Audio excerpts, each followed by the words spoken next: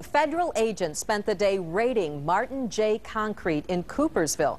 That company's doors are now locked, and it remains unclear just what those agents were looking for. 24-hour News 8 Steve Kelso has been working this story all day long. He joins us live now from the scene where all this went down. Steve?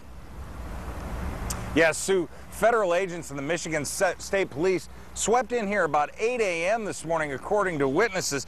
But what federal agencies those officers represent and just exactly what they were looking for remains unclear tonight. Now, until about 4 o'clock this afternoon, agents took box after box out of this office and placed it in this small rental truck. We know that the company, Martin J. Concrete, is owned by a man named Martin Juarez, but he has not returned any of our phone calls. And in the last few minutes, I should tell you that a family member came up here saying she was looking for Martin Juarez and she could not find him either. We know that Martin Juarez is a concrete contractor who has frequently worked for the Michigan Department of Transportation, and we know that Martin Juarez was fined heavily by the city of Saginaw last year after doing work that's not up to that city's standards.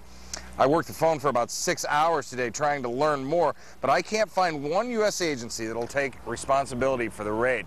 Now, we were visited by a number of people who came up to us today while we were in this parking lot waiting for some answers, and they have a number of theories on what might happen, but in the end, I can't provide any confirmation for that. It's obvious that somebody was looking for something, and by the amount of stuff that they took out of here, we're only left to assume that they must have found it. I did tell those folks that stopped by here, we promised we'll continue to look for a good answer. Right now we're live in Coopersville. Steve Kelso, 24-hour News 8.